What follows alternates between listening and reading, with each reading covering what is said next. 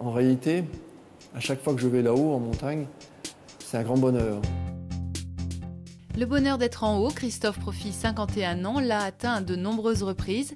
Alpiniste et guide de haute montagne, Christophe Profit, originaire de Normandie, vit aujourd'hui aux Ouches.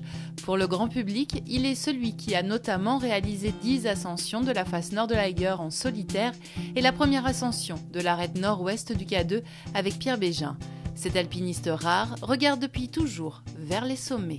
Je me souviens, il y a très longtemps, je devais avoir 12 ou 13 ans, j'avais lu les bouquins de Frison Roche et de Maison et des tas d'autres. Et puis j'avais dit un jour à mon frère, tu verras un jour je serai guide. J'ai eu la chance d'avoir des parents qui ont déclenché l'étincelle pour l'amour de cette montagne. Et ça s'est fait tout naturellement. Ils m'ont emmené faire des randonnées en moyenne montagne. Les années ont passé et j'ai l'impression que la montagne m'a tellement donné. Grâce à elle, finalement, j'ai réussi à comprendre beaucoup de choses et pour m'y sentir encore mieux. Moi, je pratique la montagne depuis pas mal d'années et c'est vrai qu'il s'est passé quelque chose de particulier cet hiver, après 30 ans d'alpinisme. J'ai compris une chose qui, pour moi, je trouve est primordiale dans sa façon d'aborder la montagne et de la vivre. Le premier point, c'est sortir de sa zone de confort. Le deuxième point, c'est se faire confiance et tracer sa route. Et le troisième point, c'est composer avec la montagne. Et donc ces 3 points, peu importe l'ordre, mais il ne faut jamais en omettre un. Et si on respecte cette trilogie, en définitive, eh bien pour moi, finalement, ça me permet de me sentir bien dans ce milieu.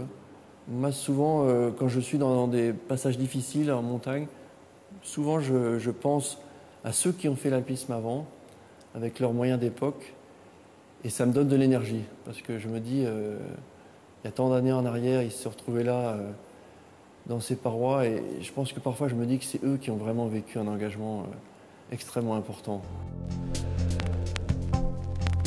Je pense que la montagne je pense qu'elle est différente à deux, parce qu'on partage des choses. Moi, j'ai vécu quelque chose de très fort, par exemple, sur les 3 faces nord, que j'ai enchaîné en 87. Et j'ai vécu, je pense, quelque chose d'encore plus fort avec Pierre Bégin au sommet du K2 en 91.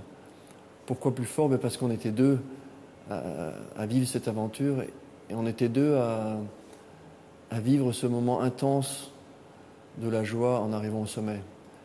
Sur les 3 phases, j'étais seul sur chaque sommet. Bien sûr, c'était un grand moment, mais différent. Je dirais qu'il y a l'avant et l'après dans une course. L'avant, où c'est souvent parfois ce qui est le plus difficile.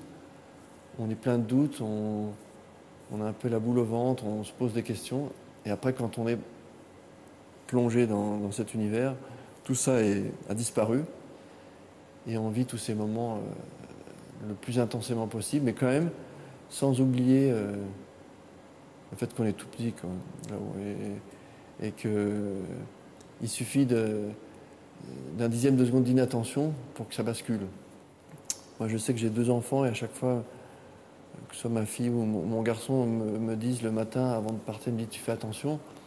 Donc ça, c'est un truc, c'est toujours beaucoup d'émotions quand mes enfants me disent ça à chaque fois le matin, parce que moi je le pense aussi. Ça fait partie de notre monde et de notre aventure, quoi. La montagne est comme ça.